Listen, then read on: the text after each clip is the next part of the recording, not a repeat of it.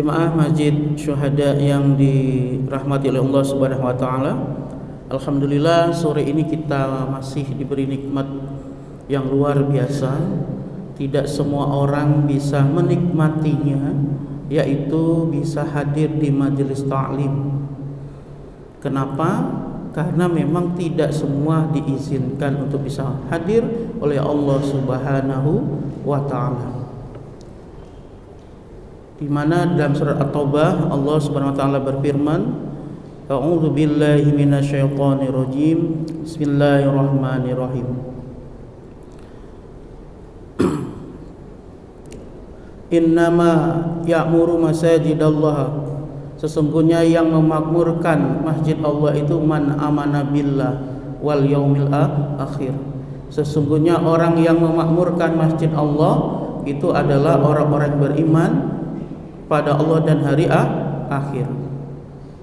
Oleh karena itu, meskipun kita lihat di sekitar kita di bulan Ramadan itu banyak yang muslim di kanan kiri masjid, bahkan mungkin ya di keluarga kita sendiri itu tidak mesti bisa hadir di masjid. Lalu ada pertanyaan, Ustadz, kalau niatnya hanya karena buka puasa, walaupun niatnya hanya buka puasa, tidak semua orang bisa hadir di masjid. Walaupun niatnya mau nyolong sendal, Ustaz, walaupun niatnya nyolong sendal, tidak semua orang bisa hadir di masjid. Kenapa? Masjid itu rumahnya Allah. Hanya orang beriman saja yang bisa hadir. Tapi dia niatnya nyolong sendal mungkin dia terpaksa, tapi Allah tahu suatu saat dia akan kembali ke masjid. Nah, itu seperti itu. Jadi bersyukurlah jemaah sekalian yang bisa hadir di Masjid Syuhada ini, sehingga bisa menikmati rumah Allah dengan kajian sebelum buka puasa. Tema kita adalah strategi menghadapi ujian dalam perspektif Islam. Ada non muslim yang hadir? Enggak. Muslim semua. Muslim semua. Enggak ada yang tim takjil war? Tim perang takjil? Enggak ada. Ya. Dan teman-teman jangan heran sekarang di Jogja ini ya, termasuk kami di kampus itu sudah ada yang izin, Pak, boleh nggak kami non muslim ikut buka puasa? Kami izinkan. Nah, itu begitu ya, kami izinkan. Dan mereka terus terang, dan mereka pakai jilbab juga gitu ya, untuk menghormati. Tapi hebatnya itu izin gitu loh, izin. Sedangkan di antara kita kadang ada yang datang ambil takjil pulang, nggak ikut kajian. Nah, mereka datang ya, izin mendengar sampai selesai tapi nggak ikut sholat maghrib, jelas gitu ya. Nah, itu begitu. Jadi kalau ada yang ikut takjil hanya sampai buka puasa tidak ikut sholat maghrib, berarti mungkin rombongan itu ya. Oke, baik. Kalau kita ditanya apakah ada yang bernama manusia itu tidak pernah mendapatkan ujian atau masalah, ada nggak? Kira-kira? Nggak ada ya. Di antara teman-teman di sini hidupnya lempeng aja, nggak ada masalah sama sekali itu. Nggak ada. Kalau bangun tidur masalah pertama apa? Hah? Bangun tidur masalah pertama apa kira-kira? Apa kira-kira? Cari HP kan? Ya enggak? Siapa yang masih jomblo? Kok banyak yang sudah nikah ya? Ini serius ini. Siapa yang sudah nikah? Cuman satu. Yang enggak jomblo, yang enggak nikah nih makhluk apa? Iya, masalah pertama kita itu ketika bangun tidur bukan seperti lagu kita, bangun tidur ku terus mandi. Bukan itu. Bangun tidur ku terus cari HP. Itu masalah sebenarnya. Ada apa dengan HP Anda gitu ya? Padahal Anda bukan orang yang penting kan? Di grup aja juga nggak pernah ditandain di tag gitu. Ya, tapi itulah kita ya. Nah, tidak ada satu orang pun di dunia ini yang tidak pernah mendapatkan ujian ataupun tidak pernah mendapatkan masalah. Ya. Bahkan next Mas, di dalam Al-Qur'an Allah Subhanahu wa taala telah berfirman, A'udzu billahi minasyaitonir rajim. Bismillahirrahmanirrahim. Wala nabluwannakum bisyai'im minal khaufi wal ju'i wa naqsim minal amwal wal anfusi wath thamarat wa basyiris sabirin. Dan kami pasti akan menguji kamu dengan sedikit ketakutan, kelaparan, kekurangan harta, jiwa, dan buah-buahan. Dan sampaikan berita gembira kepada orang-orang yang bersabar. Nah, yang pertama apa ujiannya? Adalah ketakutan. Maka ketika kita bangun tidur, ujian pertama adalah ketakutan. Yang jomblo takut HP-nya hilang dicolong orang, yang sudah menikah takut HP-nya dilihat pasangan. Gitu ya. Nah, itulah ketakutan itu. Ya. Itu mesti ujian. Semua orang diuji yang pertama dengan ketakutan. Kemudian dengan apa lagi? Dengan kelaparan. Ya, rasa lapar. Tapi kita bersyukur dalam Islam itu ada yang namanya puasa. Khususnya di bulan Ramadan ini kita dilatih berpuasa selama satu bulan. Sehingga nanti kalau kita diuji dengan kelaparan, kita sudah biasa. Ya.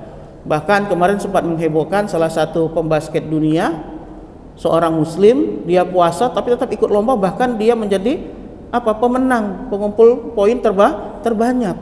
Ditanya, bagaimana kamu bisa sekuat itu? Apa jawabannya? Kami seorang muslim itu biasa puasa. Jadi meskipun kami berpuasa, kami tetap bisa untuk beraktivitas. Kenapa? Karena Allah bersama kami. Ini luar biasa sekali ya. Nah ini ya. Maka puasalah dengan baik, sehingga nanti ketika ada masanya kena ujian kelaparan, kita sudah biasa. Itu. Tapi saya juga tidak tahu ya, sekarang ini banyak sekali orang pede nggak puasa. Iya, pede. Saya dapatin itu anak-anak muda pede sekali nggak puasa itu. Kalau anak cewek nggak puasa ditanya, lo nggak puasa kenapa? Gue lagi dapet. Kan enak jawabnya. Emak-emak jawabnya apa? Lagi datang tamu bulanan. Kalau anak cowok nggak puasa jawabnya apa, Mas? Lagi dapat juga, Ustadz. Dapat apa? Azab, gitu ya. Ini jadi. Tapi dengan pedenya nggak puasa. Iya.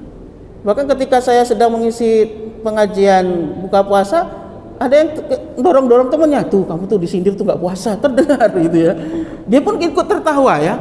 Dan ini memang keahlian orang Indonesia, biasa tertawa. Salah benar tertawa lebih dahulu. Kenapa? Semboyannya tertawalah sebelum tertawa itu dilarang gitu ya. Dan ujian apa lagi? Kekurangan harta. Ya. Jadi ujian kekurangan harta itu mesti kita hadapi. Kita akan mendapatkan di mana masa kita tidak punya harta, uang, apalagi anak-anak kos yang biasa jauh dari orang tuanya. Iya, sehingga yang mereka cari itu adalah koin-koin yang nyelip-nyelip. Itu pun kalau pernah menyelipkan gitu ya. Itu. Atau mereka keliling di jalan cari jalan yang bergelombang, siapa tahu ada koin jatuh ketika orang naik motor. Nah, saking susahnya itu ujian dan itu biasa saja. Dan Al-Qur'an yang memberi info itu. Ini loh ujian-ujian yang akan kamu dapatkan. Nah, itu begitu. Kebayang nggak? Teman-teman semua, jemaah semua, Bapak Ibu, Mas Mbak, ketika mau ujian udah dikasih tahu kisi-kisi, seneng nggak kira-kira? Yang pernah kuliah mesti seneng banget nanya sama dosen, Pak, kisi-kisinya apa gitu ya. Nah, ini Allah sudah kasih tahu ujian yang akan kita dapatkan itu di dalam surat Al-Baqarah ini ya. Kemudian kekurangan harta, kekurangan jiwa, kita ditinggalkan oleh orang-orang yang kita cintai. Ditinggalkan oleh orang tua, keluarga. Yang lagi kasmaran biasa aja kalau putus itu. Nggak usah lebay, nangis, ambil tisu, mandi, pakai shower, pakai galon mineral. Nggak usah. Allah sudah kasih tahu kita akan kehilangan jiwa. Biasa saja. Karena Allah sudah kasih tahu seharusnya biasa saja. Kemudian kekurangan buah-buahan, ya. Buah-buahan jarang kita dapati, kalaupun ada harganya mahal. Dan di akhirnya Allah sampaikan, ya, sampaikanlah berita gembira kepada orang-orang yang sabar. Oke. Jadi kita sudah tahu ya ujian apa saja yang akan kita hadapi. Sehingga nanti kalau diuji dengan itu, kita hadapi dengan apa? Sabar. Ciri orang sabar itu apa? Subur? Bukan, ya. Ciri orang sabar itu ketika dia menghadapi masalah mesti dengan senyuman. Dia senyum. Kenapa dia senyum? Saya sudah tahu akan ada ujian seperti ini. Sama seperti mas mbak yang diselingkuhin. Ketika diselingkuhin oleh pacarnya, senyumin aja. Kenapa? Saya udah tahu kok kamu akan selingkuh. Kan begitu ya. Nah itu. Nah selanjutnya kita harus tahu apa yang dimaksud dengan masalah. Ya, apa yang dimaksud dengan ujian? Kadang kita itu sering menghadapi tapi nggak ngerti ujian itu apa, masalah itu apa. Sehingga banyak sekali teman-teman yang sekolah, yang kuliah itu ketika menghadapi ujian stres. Mau ujian semester, ujian tengah semester, praktikum, stres dia. Padahal sudah dikasih tahu akan ada ujian. Maka perlu kita tahu juga ujian itu apa. Kalau kita mencoba melihat di kamus ya, berawal dari problematika. Problematika itu adalah masalah. Berasal dari kata problem yang dapat diartikan sebagai permasalahan atau masalah. Menurut Kamus Besar Bahasa Indonesia, problem atau masalah itu adalah hal-hal yang masih belum dipecahkan. Hal-hal yang masih belum dipecahkan. Sedangkan masalah sendiri berdasarkan Kamus Besar Bahasa Indonesia merupakan sesuatu yang harus diselesaikan. Jadi tugas kita itu apa? Menyelesaikan, bukan mengeluh, bukan stres, tapi menyelesaikan. Ketika ada masalah bukan ditinggalkan, tapi diselesaikan. Ada masalah bukan berarti kita merengek, enggak, tapi diselesaikan. Itu tugas kita. Nah ini, kalau kita paham itu masalah. Kemudian apa sesungguhnya pengertian masalah? Masalah adalah segala situasi dan kondisi di mana apa yang terjadi tidak sesuai dengan yang diharapkan. Itu namanya masalah. Kita ingin apa kok nggak sesuai, itu jadi masalah. Dan akan berdampak negatif jika tidak segera diselesaikan. Maka kalau ada masalah segera diselesaikan, jangan ditunda-tunda. Dan itulah Islam. Ketika ada orang wafat, disegerakan nggak mengurus jenazahnya? Disegerakan. Ketika ada orang berhutang, itu kan masalah. Disegerakan nggak melunasinya? Disegerakan.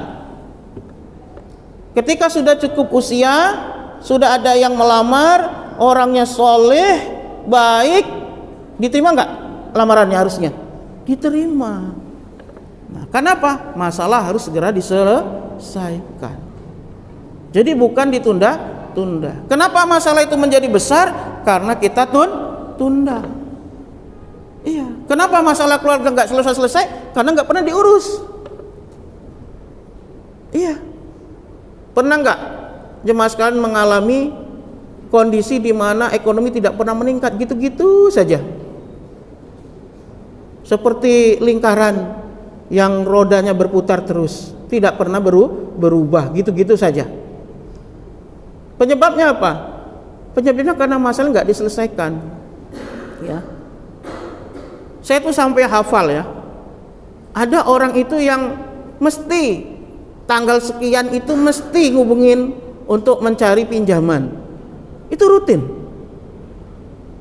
Akhirnya saya penasaran, saya tanya, sebenarnya kamu itu sudah ada uang apa belum? Sudah, tapi saya gunakan untuk yang lain. Padahal yang lain tadi ketika saya tanya bukan kebutuhan pokok dan wajib. Nah ternyata apa? Dia tidak merubah gaya hidupnya, sehingga dia andalkanlah untuk minta bantuan orang lain. Nah jadi ketika ada masalah itu segera diselesaikan dan cari cara. Ya bukan dibegitukan saja lalu dinikmati masalahnya nggak selesai. Yang berakhir kepada bunuh diri. Ini angka bunuh diri di Jogja ini tertinggi itu adalah usia produktif, Bapak Ibu. Maka hati-hati dengan anak-anaknya. Angka bunuh diri itu usia produktif. Mahasiswa mayoritas. Mana mahasiswa angkat tangan? 1, 2, hati-hati. Kenapa siswa nggak ada masalah, jarang ada yang bunuh diri siswa itu? Karena dia nggak ada masalah memang, cuman dia buat masalah aja tuh. Ini harus menjadi perhatian. Kenapa? Karena tidak diselesaikan dengan baik. Next. Lalu setelah kita tahu masalah itu apa, ya, dan seperti apa sesungguhnya, maka kita lihat bagaimana Islam menyelesaikan masalah. Berbeda dengan konvensional, artinya tidak sesuai dengan ajaran Islam. Kalau Islam, sumber untuk menyelesaikan masalah itu adalah Al-Quran dan hadis. Cek Al-Quran bicara apa, hadis bicara apa. Itu Islam. Jangan buru-buru cari yang lain. Sedangkan kalau konvensional, sumbernya berdasarkan apa? Rasional manusia. Itu begitu. Kalau Islam nggak lihat dulu Al-Quran bicara apa. Nanti kita tampilkan bagaimana Islam menyelesaikan masalah. Contoh misalnya, saya itu sering kesurupan gitu. Kalau Islam menyelesaikan masalah, lihat Al-Quran dan hadis. Diapakan? Diruqyah kan? Dibaca ayat-ayat Al-Quran. Tapi kalau konvensional, apa yang dilakukan? Disuntik bius biar tidur cepat. Konvensional itu. Sama-sama menyelesaikan masalah dengan cara yang berbeda, hasil pun berbeda. Jadi sekarang rumah sakit itu kalau diantar orang-orang yang kesurupan, diterima lalu disuntik tidur. Dan herannya jinnya juga tidur itu. Nah, itu ya. Kemudian objeknya adalah untuk dunia dan akhirat.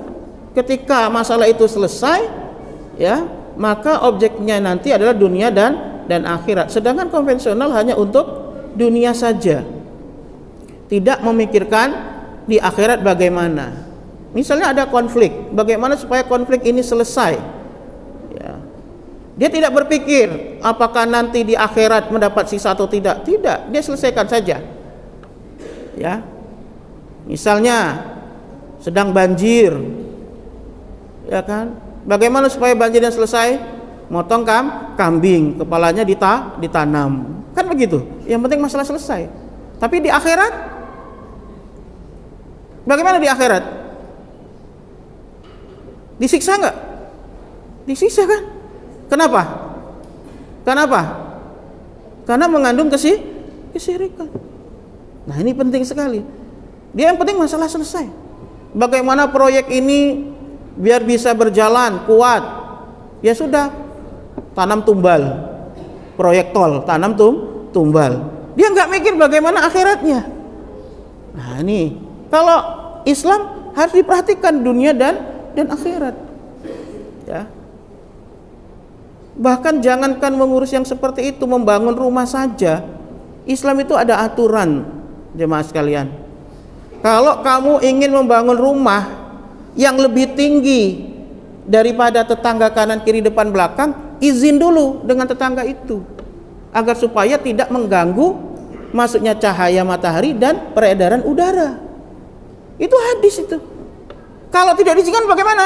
Nggak boleh sampai kapanpun. Nah, menarik kan? Coba sekarang ada nggak kayak gitu? Bangun gedung tinggi izin dulu dengan tetangganya. Nggak diizinkan tetap bangun kan?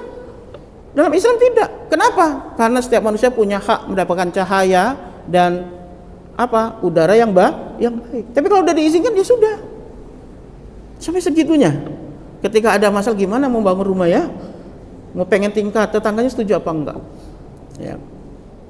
Kemudian dapat menambah keyakinan dan ketakwaan kepada Allah. Ketika ada masalah dalam Islam itu diselesaikan agar supaya menambah ketakwaan kepada Allah. Sedangkan konvensional malah menjauhkan diri dari Allah ketika misalnya masalah.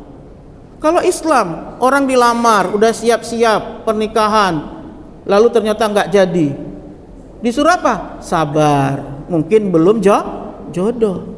Tapi kalau konvensional, cinta ditolak, dukun bertindak. Dia nggak peduli, yang penting masalah selesai.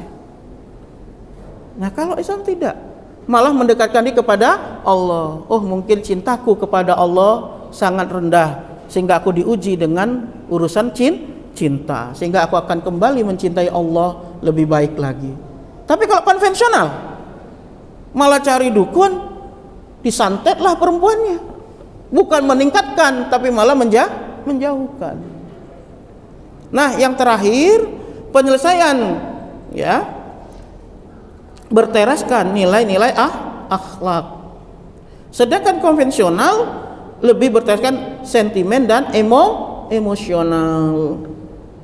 Nah, maka Bapak Ibu yang sudah punya pasangan, lihat aja bagaimana pasangannya itu ketika menyelesaikan masalah. Apakah konvensional, apakah cara Islam.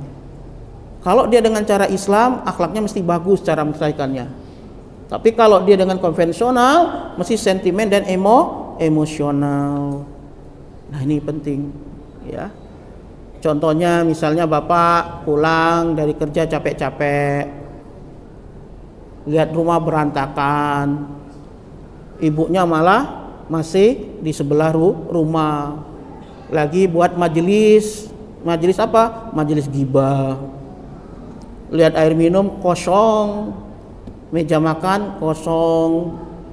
Itu kalau tidak menggunakan cara Islam, itu mesti ngamuk suami ibu, dilempar semua keluar itu sama baju-bajunya ibu sekalian.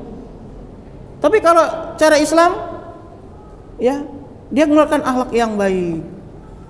Dia panggil istrinya, "Dek, bapak udah pulang." "Oh iya pak, pulang. Mohon maaf ya pak, belum masak, belum beres-beres." "Ada apa dek?" "Itu tadi pak lagi ngobrolin tetangga kita ada yang begini-gini." "Oh, kamu sebagai apa?" "Ya ibu menyelesaikan masalahnya." "Oh, berarti bukan majelis ghibah, cuman dengar sekilas saja ngomongin orang seolah-olah ghibah." "Terus gimana? Bapak makan apa?" "Tenang aja pak, sudah ibu pesankan kok, ntar lagi sampai." Pakai akhlak. Iya. Ibu-ibu juga lihat handphone suaminya, loh kok ada gambar perempuan, langsung ditelepon perempuannya, langsung marah-marah, ya kan? Ternyata itu gambar bos suaminya. Besok suaminya langsung dipecat. Gara-gara siapa? Istri.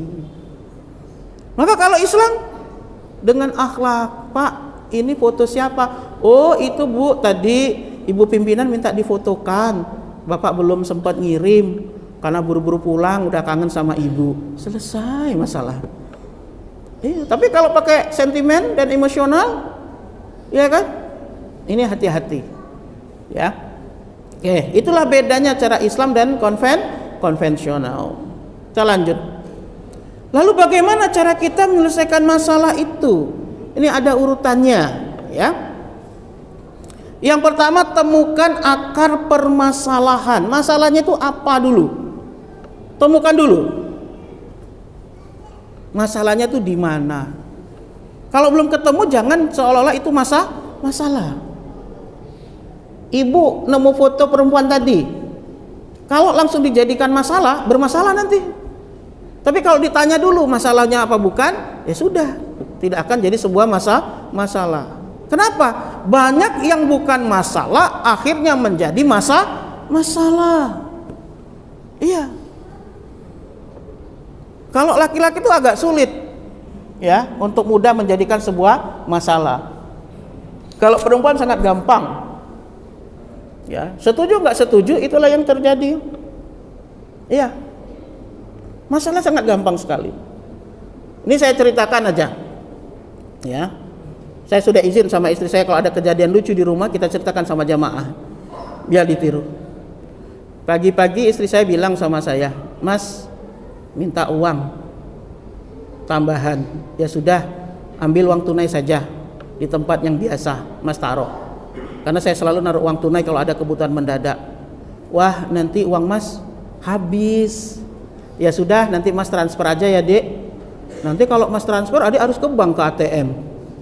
"Terus aku harus gimana?" "Gimana caranya, Mbak?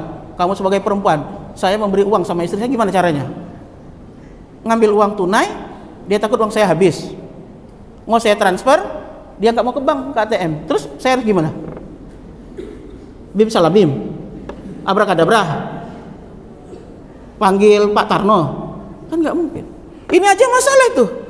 Itu kalau saya nggak berpikir ini masalah apa bukan ya, atau hanya kelucuan orang berpuasa. Karena berpuasa sehingga agak error gitu loh. Itu kalau suaminya emosian dan sentimen, goblok, dikasih nggak mau, ditransfer nggak mau, dasar goblok, nah gitu. Kira-kira terjadi masalah nggak selesai itu? Jadi masalah kan? Enak aja bilang saya goblok, sama-sama goblok nggak saling menghina, sudah, ya, goblok semua itu satu rumah. Itu caranya, cari dulu akar masalahnya. Ini masalah apa bukan? Ya. Nah, kemudian yang kedua berpikir positif. Sudah dapat nih masalahnya nih, lalu berpikir positif. Nah, ketika itu terjadi, saya berpikir, oh mungkin istri saya ini puasa ya, sehingga agak terganggu, kurang cairan. Iya, kan orang kurang cairan kadang pikirnya tuh nggak jernih tuh. Coba gimana logikanya Mas? Kamu ketemu makhluk yang seperti itu, minta uang, dikasih uang tunai nggak mau, takut uang kita habis. Mau ditransfer nggak mau juga karena nggak mau ke ATM. Itu kira-kira gimana solusinya? Kuat nggak kamu menghadapi makhluk seperti itu? Itu kalau nggak punya iman ya. Kita berpikir positif. Oh ya, istri saya sedang puasa, mungkin dia lupa. Ternyata saya tanya, adik sedang puasa? Enggak. Aduh, nggak puasa juga itu, gitu ya. Ya sudah, jadi lucu aja itu, ya, lucu-lucuan. Dah Dek, terima kasih sudah kasih satu materi buat Mas ngisi ceramah. Gitu aja tuh. Jadi positif itu berpikir positif. Yang ketiga adalah tidak membesar-besarkan masalah. Ketika ada ujian, ada masalah, jangan dibesar-besarin. Contohnya apa misalnya? Uang nggak ada, solusinya apa? Cari kan? Apa kamu mau duduk aja? Terus nyarai orang-orang yang beriman, orang-orang Islam pelit semua, nggak ada yang ngasih saya uang. Orang nggak tahu kamu nggak punya uang, iya kan? Kalau kamu menjaga muruahmu, kehormatanmu, apa yang kamu lakukan? Kamu kerja, apa yang bisa dilakukan? Itu caranya. Jadi apa? Tidak membesar-besarkan masalah. Kalau kita besar-besarkan masalah, maka masalah tidak akan pernah selesai. Maka kalau kita pernah belajar matematika yang kita sangat gak suka itu, ketika ada soal, kita harus buat susunan dulu cara menjawab. Diketahui, ditanya, dijawab. Jawabnya pakai apa? Rumus. Ya kan? Itulah proses sebenarnya menghadapi masalah. Jangan dibesar-besarkan. Yang dipakai dalil Pitagoras, kita pakai dalil tentang puasa yang nggak pernah ketemu. Paham maksudnya? Jangan dibesar-besarkan. Apalagi yang sekolah. Wah, Bapak Ibu guru ini nggak pengertian, sudah tahu puasa, ya, ngasih tugas. Jangan dibesar-besarkan. Biasa aja ngerjain tugas. Yang kuliah juga begitu. Ya Allah, sudah puasa masuk jam 7. Apa iya kita nggak boleh tidur habis subuh? Emang nggak boleh? Iya kan? Nah ini. Jadi jangan membesar-besarkan masalah. Ya, ingat-ingat betul ini. Satu, temukan akar masalah. Kalau sudah ketemu berpikir positif. Kalau sudah berpikir positif, tidak membesar-besarkan masalah. Contoh tidak membesar-besarkan masalah itu pakai mungkin. Oh mungkin dia itu begini. Oh mungkin dia itu begini. Kalau ternyata benar, saya harus bersabar. Ya, oke. Next. Nah ini selanjutnya adalah apotik Islami. Kelihatan? Yang pertama itu adalah nama masalah kita adalah sering sakit. Siapa di sini sering sakit? Ada? Sakit apa? Kanker. Apa itu? Kantong kering, Ustaz. Nah, itu penyakit umum ya. Apa obatnya kalau sering sakit? Maka puasa. Dan sakit itu kan macam-macam ya. Ingat, ini sakit karena apa? Lalu berpikir positif. Lalu apa? Yang ketiga tadi? Halo? Tidak membesar-besarkan masalah. Sakitnya apa? Oh mungkin saya banyak dosa. Kan enak itu ya. Jadi banyak istighfar. Itu positif tuh. Jangan dibesar-besarin. Udah saya banyak istighfar, minum obat, istirahat. Tapi kalau sakit, kayaknya saya tuh nggak pernah ya buat salah sama orang. Mungkin ini gara-gara dia itu cemburu sama saya. Jadi dia mungkin ini sakit karena santet ini. Sudah itu. Bukan tambah sehat, ya. Apalagi mahasiswa kan enak sekali izin enggak kuliah itu. Mohon maaf Pak, izin sakit. Sakit apa? Sakit hati. Dibesar-besarkan. Apa hubungannya dengan kuliah? Ya, nah itu. Maka kalau sakit itu Islam sudah kasih tahu, sumu tasihu, puasa. Hadis ini memang dhaif, tetapi secara ilmiah sudah banyak ditemukan bukti bahwa orang yang puasa itu lebih sehat. Bahkan ya, penelitian yang terbaru adalah seorang dokter meneliti orang yang kena sakit ginjal yang harus cuci darah. Ketika bulan Ramadan, objek penelitiannya itu disuruh tetap berpuasa. Apa yang terjadi? Yang terjadi memang di awal puasa dia menurun kesehatannya, tapi di akhir puasa karena dia puasa terus dia naik. Lalu dia tambah dengan puasa Syawal 6 hari. Apa yang terjadi? Jadi lebih baik lagi, bahkan menuju sembuh. Coba bayangkan itu. Itu penelitian yang terbaru di dunia kedokteran. Puasa bisa menyehatkan bahkan orang yang sakit ginjal. Jadi kalau kita gampang sakit, coba deh puasa. Mungkin makanan kita ini banyak yang kotor, ya, makanannya sembarangan, tidak teratur. Dan faktor banyaknya penyakit dalam tubuh kita tuh tidak lain adalah nomor satu karena faktor makanan. Islam sudah mengajarkan halalan thayyibah, halal dan baik, bukan hanya halal. Iya, halal itu harus syarat pertama, tapi thayyibah. Thayyib itu apa? Baik untuk kamu. Kalau makan, memang makan itu sesuai dengan porsi masing-masing. Jangan lihat tubuh. Saya sering tertuduh tubuhnya besar, makannya banyak tuh. Belum tentu, khusus beda-beda. Saya punya teman kurus banget, sekali makan 3 mangkok bakso. Duduk sama saya yang tertuduh itu. Karena orang lihat tubuh saya. Porsi beda-beda, tetapi kita harus paham porsi kita sampai di mana. Yang dimakan tuh harus halal dulu, baik atau tidak untuk kita. Nabi sudah mengatakan berhenti makan sebelum kenyang, segera makan sebelum lapar. Maka jangan sampai kelaparan baru makan, maka kena penyakit. Jangan sampai kekenyangan, nanti habis makan mesti tertidur. Dan orang yang habis makan langsung tidur, minimal dia kenapa? Asam lambung. Dan ngerinya lagi asam lambung itu tandanya salah satunya adalah nyeri dada kiri. Orang kalau nggak paham dikira jantung. Maka periksa dulu, jangan buru-buru dikira jantung. Siapa tahu itu cuma asam lambung. Jadi yang hobi tidur habis makan hati-hati tuh. Iya. Ya. Kemudian ya, masalah yang sering kita hadapi adalah hati yang sempit.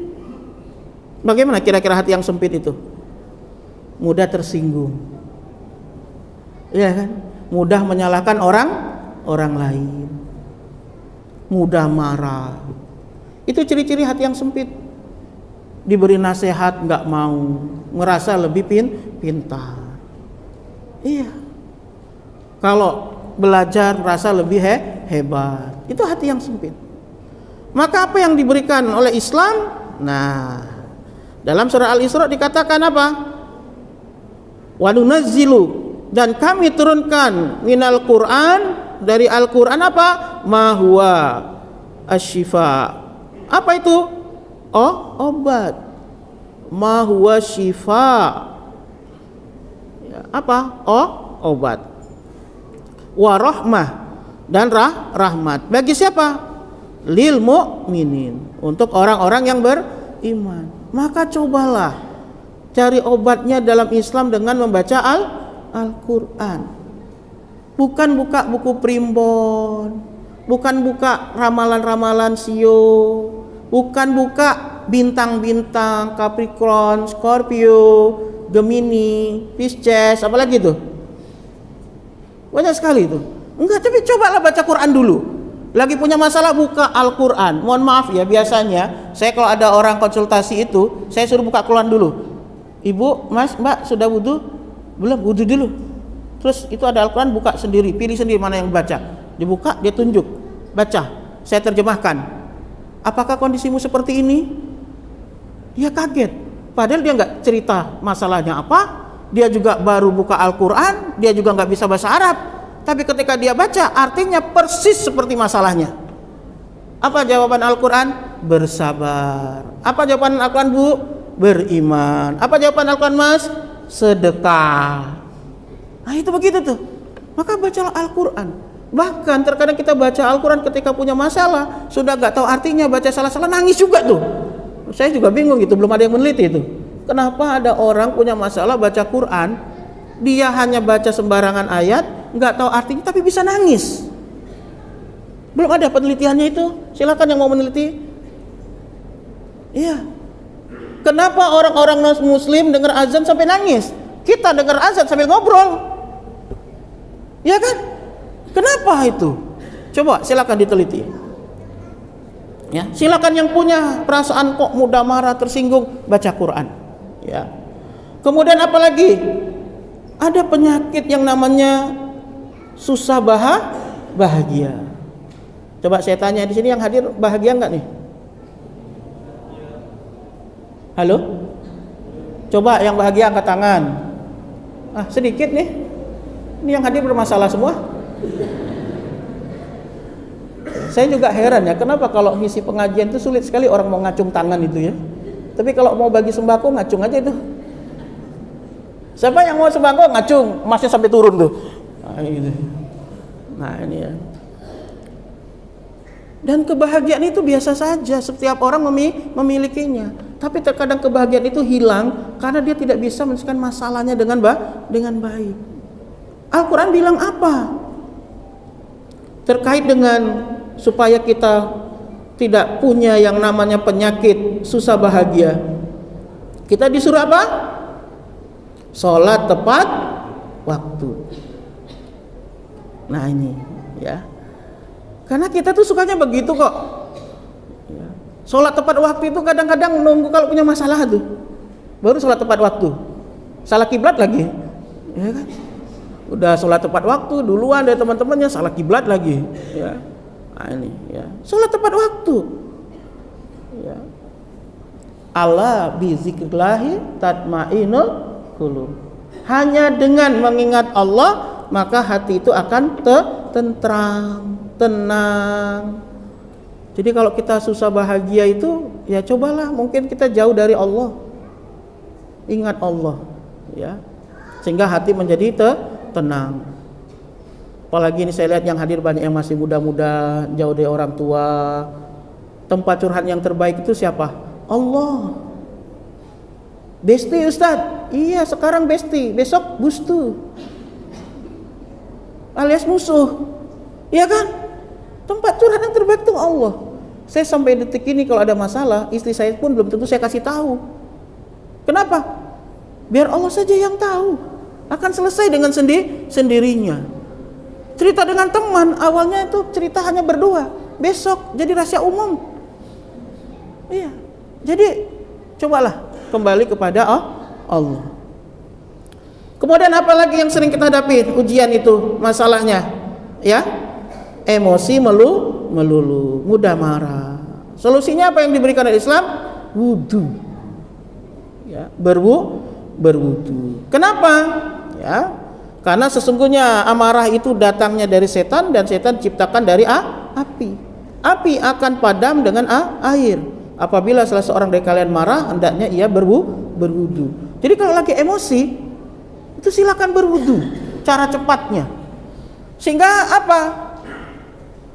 Suhu tubuh kita itu kalau marah, mesti kepala itu panas, badan mulai panas, mata bisa melotot-lotot. Ketika berwudu, jadi sejuk. Ya, tapi harus punya teknik.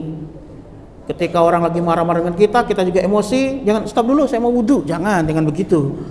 Islam juga mengajarkan. Ketika kamu sedang marah-marah seperti itu, silakan duduk. Kalau sambil berdiri. Ketika duduk kok masih emosi, silakan berbaring. Cara tercepat adalah berwudu. Bahkan Imam Abu Hanifah itu luar biasa sekali ya. Ketika dia di sebuah majelis itu ada orang gak suka sama dia, dimarahin itu. Dia mau pulang dimarahin lagi terus. Dia omong yang jelek-jelek sampai ke depan pintu rumahnya. Sudah sampai depan pintu rumahnya, orang itu terdiam. yang mencaci maki Abu Hanifah. Apa kata Imam Abu Hanifah? Masih ada enggak yang mau kamu ungkapkan kebencianmu kepadaku? Kalau masih, silakan sebelum aku masuk ke rumahku. Bayangin tuh, ada orang seikhlas itu diomongin orang. Jadi ada orang menghina dia di majelis, sampai pulang dikejar, dihina juga sampai depan pintu rumah. Yang menghina tadi dia ditanya, masih ada nggak yang kamu ungkapkan, yang kamu sampaikan tentang diriku? Kalau masih, silakan sebelum aku masuk ke rumah. Saking sabarnya dan tahu solusinya. Nah ini penting itu, sehingga nggak akan mungkin terjadi senggol bacok, teman-teman. Iya, terdiam, senyum, malamnya nyantet. Enggak begitu. Iya. Orang Islam enggak begitu. Ya. Oke, berwudu silakan. Kemudian apa lagi? Gelisah. Nah, gelisah ini sebenarnya tandanya itu karena apa? Karena banyaknya dosa. Hati-hati yang suka gelisah, mimpi hantu, ya kan? Mimpi hantu, mimpi diambil orang pacarnya, padahal dia jomblo, kok mimpi pacar diambil orang, iya kan? Nah, itu begitu. Nah ini penting sekali. Hati-hati yang suka gelisah-gelisah ya. Apa resepnya? Dalam surah Al-Mu'min ayat 60, berdoalah kepadaku, niscaya akan aku perkenankan bagimu, sesungguhnya orang yang menyombongkan diri dari menyembahku, ya, akan masuk neraka. Maka orang-orang yang merasa gelisah itu berdoa kepada Allah supaya apa? Supaya bisa tenang. Nah, ini ada satu amalan yang sangat jarang dilakukan orang di bulan Ramadan ketika sahur. Jadi saat sahur itu apa? Jangan lupa beristighfar. Jadi Nabi mengajarkan ketika di waktu sahur beristighfarlah, sehingga Allah akan mengampuni semua dosamu. Iya, nggak usah kenceng-kenceng, dalam hati aja istighfar, ya kayak gitu tuh. Nggak usah pakai toa, astagfirullah, nggak usah. Ya lagi makan sendirian karena Jovisa jomblo istiqomah fisabilillah, nah, makan sendirian, satu suap sudah habis, astagfirullahaladzim, nyuap lagi. Kenapa? Karena makan cuma nasi dan garam. Kita lanjut. Apalagi masalahnya tertekan, ya. Maka kalau kita tertekan itu kita diperintahkan untuk apa? Banyak membaca la haula wala quwata illa billah. Karena punya masalah, karena semua daya usaha kita nggak ada apa-apanya kecuali Allah Subhanahu wa taala membantu. Baik di rumah sendiri, di tempat kerja, tempat sekolah, tempat kuliah, masalah mesti ada. Kalau kita merasa tertekan, gak kuat, kembalikan kepada Allah, la haula wala quwata illa billah, sehingga Allah mampukan kita. Ini yang punya pasangan-pasangan cerewet, ada nggak? Oh, jomblo semua, nggak ada pasangan dia. Jangan ditanya. Ya, saya ditanya bagaimana menghadapi istri yang cerewet, Ustaz? Kamu bersyukur karena penelitian mengatakan istri yang cerewet itu, ya, itu membawa berkah. Karena istri yang cerewet itu istri yang cerdas. Dan kamu akan kaya raya, dan kamu akan terjaga karena dikomenin terus. Nah, itu seperti itu, ya. Nah, ini penting yang namanya ilmu seperti ini, ya. Kalau kita tertekan, la haula wala quwata illa billah. Rezekinya seret, kiriman terlambat terus, kerja kok gajian ditunda, berdagang kok sepi, untung nggak seberapa, hutang banyak. Kita diperintahkan apa? Diperintahkan untuk apa? Sedekah. Dan sedekah itu emang manjur, ya, jemaah semuanya. Dan itu sudah dilakukan oleh jutaan orang. Bahkan di bulan Ramadan seperti ini, orang-orang Arab itu senang banget memberi buka puasa. Ada orang sudah puluhan tahun selalu membagikan kurma dan minuman. Iya. Bahkan ada budaya-budaya itu buka rumah. Silakan yang mau masuk, taruh yang mau buka puasa. Dulu Irak waktu masih damai, ya, saya punya teman di Irak itu, dia cerita beda sekali buka puasa di Indonesia dengan di Irak. Kalau di Irak itu kalau buka puasa, pintu rumah tuh dibuka, bukan ditutup, dibuka. Makanan itu kalau bisa kelihatan dari luar dari jalan. Supaya apa? Supaya kalau ketika sudah azan ada orang yang sedang berjalan, dia masuk ke rumah mereka untuk ikut berbuka puasa. Kalau kita gimana? Ditutup rapat-rapat biar nggak ada yang ikut buka puasa. Nah, beda sekali itu. Ya. Tapi alhamdulillah dengan perkembangan zaman, masjid-masjid sudah banyak yang menyiapkan buka puasa. Sehingga yang kuliah bisa hemat selama 1 bulan. Bapak Ibu bisa hemat selama 1 bulan. Iya, harus begitu. Sehingga apa? Bisa berlebaran dengan baik, bisa mudik, bisa bersedekah. Ini bahkan saya anjurkan kepada jemaah saya. Kalau Bapak Ibu ingin bersedekah merasa nggak punya uang, gampang. Bapak Ibu bawa semua keluarganya ke masjid, buka puasa di masjid selama 1 bulan. Uang masak untuk buka puasa disedekahkan biar bisa sedekah. Nah, itu seperti itu. Malu Ustadz? Gampang. Cari info di mana saja masjid yang buat buka puasa. Didaftar. Masjid Syuhada. Catat hari apa, menunya apa. Kan menu Nusantara ya. Mana lagi? UMY, UAD, mana lagi tuh? UGM, Masjid Gede, Kauman, Jogokarian. Dicatat minimal 6 masjid. Kali 4, muter aja di situ tuh. Kan nggak diabsen juga, ya kan? Gitu. Seperti saya ini kan jarang di rumah. Setiap buka puasa keliling aja saya itu. Sampai istri saya bingung mau masak apa. Pulang bawa lagi tuh untuk sahur. Coba bayangkan. Hemat nggak saya? Hemat. Maka jadilah istri saya. Oke, next Mas. Ya, maka inilah teman-teman semua jemaah semuanya, ya, sebagai penutup kita, jalur cepat dan sederhana untuk menyelesaikan masalah. Al-Quran dalam surah Al-Baqarah memberikan kepada kita apa? A'udzu billahi minasyaitonir rajim. Wasta'inu bis-sabri was-shalah. Jadikanlah sabar dan salat sebagai penolong. Ini jalan cepat. Ketika ada masalah, sabar dulu. Ingat 3 teknik tadi. Ya, cari akar masalahnya. Berpikir positif. Ya, baru yang ketiga. Yang ketiga tadi apa? Apa? Tidak membesar-besarkan masalah. Itu namanya sabar. Tapi baru senggol bacok itu nggak sabar tuh. Yang kedua adalah sholat. Sholat itu artinya bukan hanya sholat, tapi juga berdoa. Berdoalah kepada Allah supaya Allah mudahkan, ya. Dan terakhir adalah ini adalah doa yang diajarkan Nabi next Mas. Nah, siapa tahu ada yang mau memfoto, silakan, ya. Nanti dibaca ketika ada waktu. Ya Allah, aku mohon kepadamu jiwa yang merasa tenang kepadamu, yang yakin akan bertemu denganmu, yang ridho dengan ketetapanmu, dan yang merasa cukup dengan pemberianmu. Itu doa penenang. Lanjut lagi di bawahnya, ya Allah, sesungguhnya aku berlindung kepadamu dari hal yang menyedihkan, yang menyusahkan, yang lemah, malas, bakhil, penakut, lilitan hutang, dan penindasan orang. Nah, ini penting doa yang kedua ini, karena banyak yang utang di pay letter toh. Baca doa ini biar cepat lunas, gitu ya. Oke, saya kira begitu, ya. Tidak usah ada pertanyaan, ya, karena nanti harus disampaikan pengumuman dan saya juga harus pindah tempat yang lain, ya.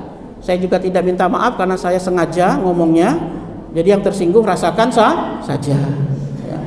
Semoga sadar, ya. Semoga bisa berjumpa kembali. Saya doakan semuanya masuk surga, diselesaikan sebuah masalah, yang jomblo cepat dapat pasangan, yang masih kuliah segera lulus dan dapat pekerjaan. Nasrun minallah wa fathun qarib. Wassalamualaikum warahmatullahi wabarakatuh.